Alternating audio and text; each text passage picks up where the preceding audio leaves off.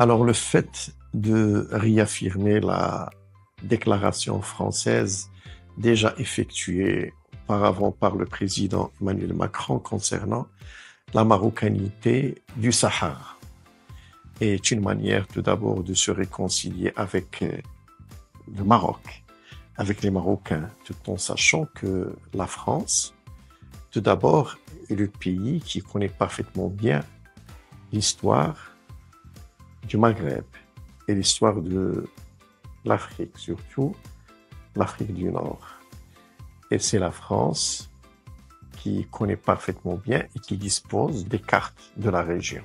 Et il sait parfaitement bien, à travers son histoire, à travers sa présence, à travers, si vous voulez, ses différentes interventions, il connaît parfaitement bien le passé du Sahara. Et il sait parfaitement bien que le jour où ils ont débarqué au Maroc, il savait parfaitement bien qu'ils étaient devant un empire marocain très ancien. Et il savait parfaitement bien où s'arrêtaient les frontières du Maroc. Donc il savait plus que n'importe quel autre pays que le Sahara est marocain. Donc, à mon avis, ce que le président français a exprimé, c'était tout d'abord la réconciliation avec l'histoire. Et la réconciliation avec la France. Parce que la France, aujourd'hui, est un État qui a sa place au niveau, à l'échiquier international comme protecteur de la sécurité et de la paix internationale. C'est pour cela qu'il bénéficie d'un statut un peu spécial au niveau du Conseil de sécurité. Donc, il est tout à fait normal que la France déclare à travers son président la marocanité du Sahara et réaffirme ça au niveau de la Chambre des représentants. Il faut dire aussi que le Maroc a répondu par un geste qui est digne du Maroc, de son histoire, de sa monarchie. Et tout cela réside dans la manière par laquelle a été reçu le président Macron. On sait parfaitement bien que ce qui a été réservé par le président Macron, le Maroc ne le réserve que pour les grands chefs d'État, avec qui le Maroc a de très bonnes relations. Et c'est très rare qu'on assiste à ces accueils comme il a été le cas pour le président Macron. À mon avis, la France aujourd'hui, il cherche tout d'abord l'amitié du peuple marocain, qui a toujours été un élément fondamental qui a consolidé encore plus la relation entre le Maroc et la France. Il faut dire aussi une chose, c'est que le Maroc et la France ont pu oublier le passé. Ce passé noir qui, bien sûr, qui existe et qui ternit l'image de la France au Maroc. Le Maroc et la France ont pu dépasser cette phase historique et ils ont pu créer des relations un peu spéciales, des relations de coopération, d'amitié, de rapprochement. Et il me semble que le président Macron aujourd'hui a réaffirmé ça et c'est toujours dans la perspective de consolider encore les relations entre le Maroc et la France. Et il faut dire aussi une autre chose, le Maroc n'invite pas n'importe quel président ou n'importe quelle personne étrangère pour s'exprimer devant la Chambre des représentants. On sait parfaitement bien la place du Parlement marocain dans l'échiquier constitutionnel étant le seul pouvoir législatif qui existe au Maroc. Et ce sont les représentants de la nation. Donc inviter un président d'État pour s'exprimer devant le Parlement marocain, cela veut dire que cette personne a une place et que l'État qu'il représente aussi a beaucoup d'estime pour le Maroc et le Marocain lui doit beaucoup de choses. Voilà, c'est la raison pour laquelle le président Macron a répondu aussi d'une manière un peu noble, si on veut qualifier ses dires et ses gestes.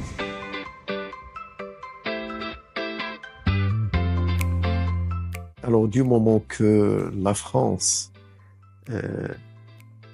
a confirmé sa position et bien sûr et déclare que le pouvoir marocain et la souveraineté marocaine est la seule qui existe au Sahara marocain et que les relations entre le Maroc et la France sont des relations normales, je ne vois pas pourquoi la France ne va pas avoir des représentations, que ce soit économiques ou diplomatiques, au niveau des régions du Sud au Maroc, tout en sachant que aujourd'hui, ces régions-là vivent un changement extraordinaire.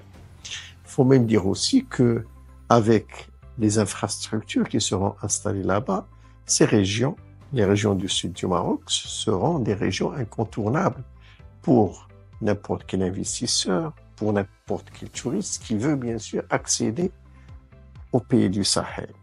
Donc il me semble que ce n'est que question du temps. La France va ouvrir non pas seulement des consulats ou un consulat dans les régions du Sud au Maroc, mais aussi il y aurait des représentations économiques. Parce que cette région-là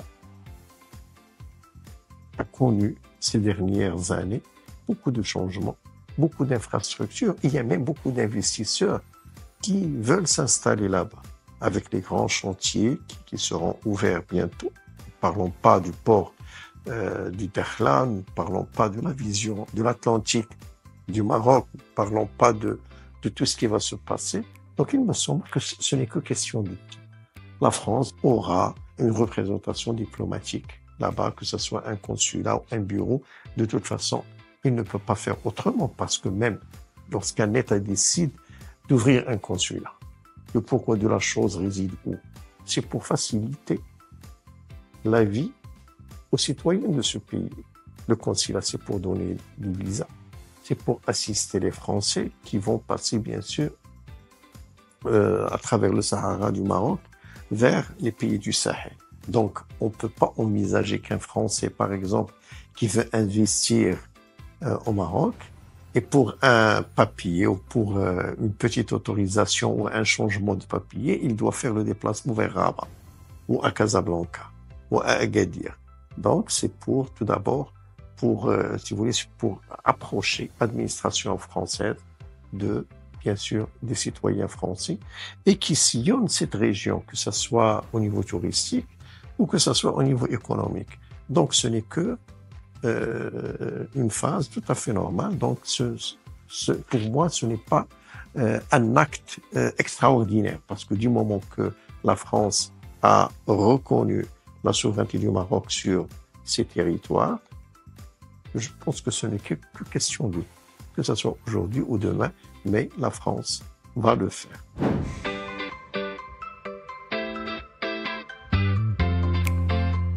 Il me semble que beaucoup de pays européens vont suivre le chemin de la France et aussi de l'Espagne, tout en sachant l'esprit pragmatique des Européens. Pourquoi? Parce que aujourd'hui, le Maroc est considéré tout d'abord comme un État incontournable au niveau de l'Afrique, d'un côté. D'un autre, ce qu'il présente comme opportunité économique pour l'Europe est vraiment considérable, que ce soit au niveau de la pêche, que ce soit au niveau du tourisme, du transport, de l'industrie, et j'en passe.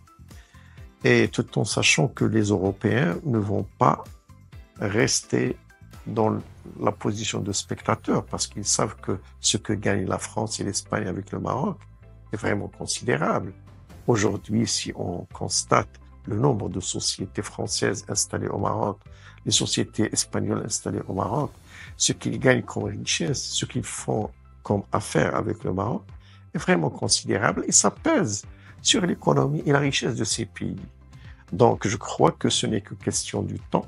Beaucoup de pays européens vont bien sûr suivre les pas de la France et de l'Espagne.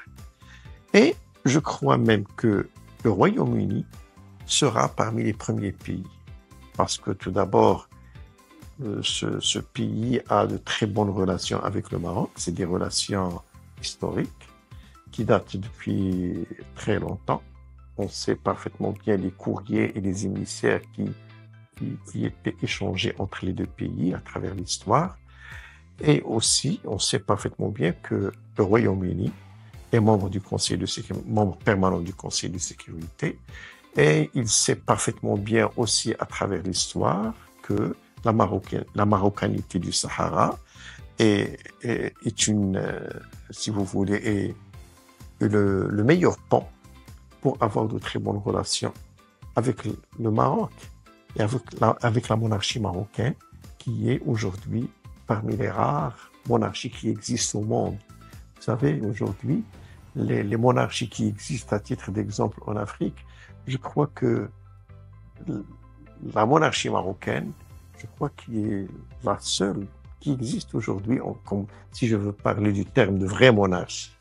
Donc, il y a ces relations entre les monarchies.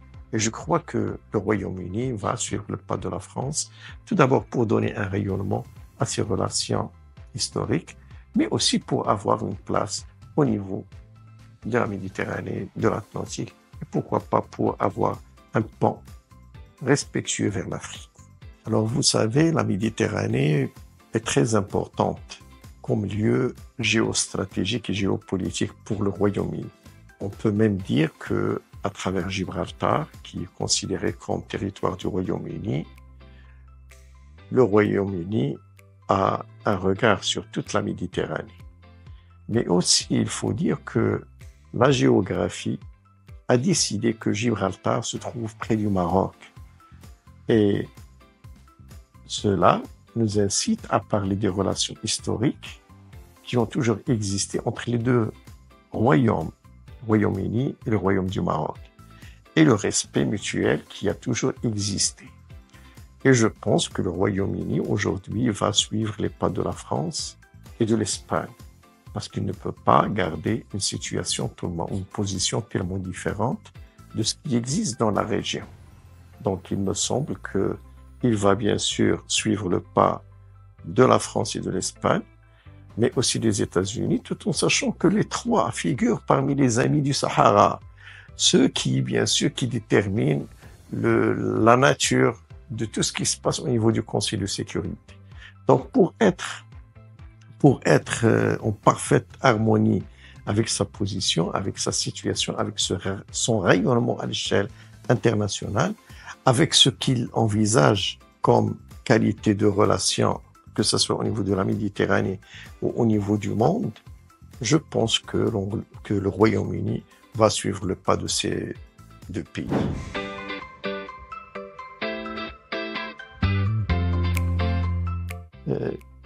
Je crois que la proposition du partage du Sahara entre le Maroc et le Polisario n'est pas exprimée pour la première fois. Il me semble qu'il a été déjà exprimé par d'autres représentants du secrétaire général, du représentant du secrétaire général. Et chose qui n'est pas du tout a été acceptée tout d'abord par le Maroc, parce que pour le Maroc et pour les Marocains, il ne s'agit pas d'un gâteau pour le partager. Et il ne s'agit pas d'un butin de guerre pour le partager. Il s'agit des droits. Il s'agit d'une chose existentielle pour toute une nation.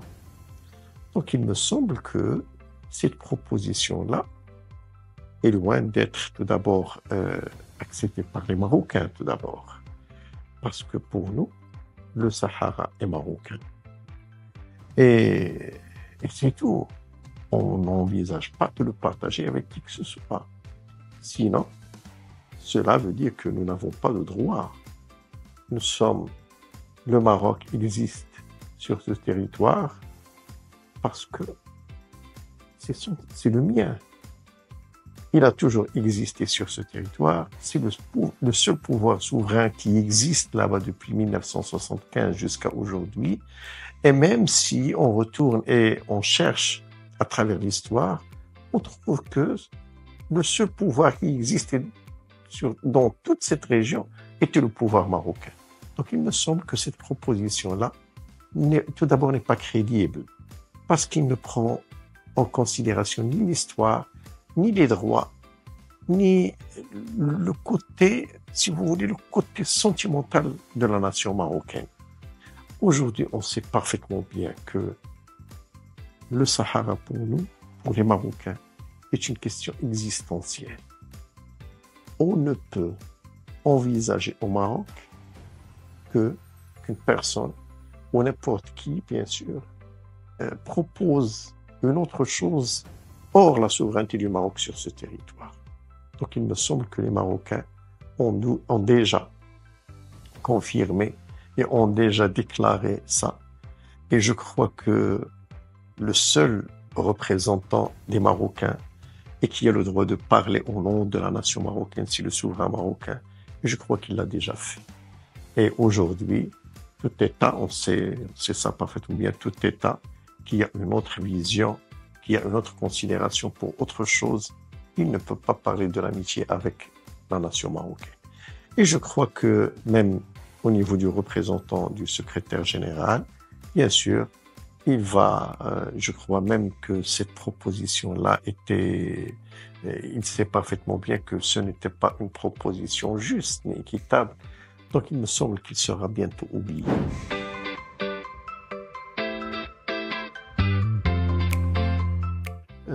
Vous savez, normalement, lorsqu'un État ouvre un consulat dans un pays, cela veut dire qu'il y a des intérêts. Il y a des intérêts, surtout concernant ses propres citoyens. Mais cela ne veut pas dire que lorsqu'un État a seulement une ambassade, c'est-à-dire une représentation, il est représenté diplomatiquement dans un État, cela, bien sûr, peut rester seulement quand on est dans une ambassade et ne pas avoir des consulats. Et il me semble que beaucoup d'États au Maroc qui sont présents diplomatiquement mais n'ont pas de consulat, d'autres consulats au Maroc. Ils se contentent, bien sûr, de l'ambassade. Pour les États-Unis, je crois que ce n'est seulement question du temps. Le jour où beaucoup d'Américains vont s'installer dans les régions du Sud, les États-Unis vont suivre leurs propres citoyens pour leur faciliter la vie administrative et sociale. Donc ce n'est seulement que question de temps. Pourquoi aujourd'hui on assiste à beaucoup de pays africains qui prennent ce pas et ouvrent des consulats? Parce que ces pays savent parfaitement bien que beaucoup d'Africains traversent le Sahara marocain pour venir au Maroc. Donc ils ont besoin de certains services administratifs. C'est pour ça que beaucoup de pays ont dépêché, bien sûr, leurs services pour avoir ces consulats. Mais il me semble, pour les États-Unis, ce n'est que question du temps. Cela ne veut pas dire que les États-Unis donnent beaucoup d'importance à cette région-là. Pourquoi? Parce que si on regarde la carte des États-Unis, on trouve que sur le plan géographique, la région du sud du Maroc a une valeur sécuritaire pour les États-Unis. Donc ce n'est seulement que question du temps. On verra pour bientôt les États-Unis qui vont acheminer leurs services pour, bien sûr, ouvrir un consulat. Mais cela ne veut pas dire qu'ils ont, bien sûr, une vision claire et nette pour les régions du sud du Maroc.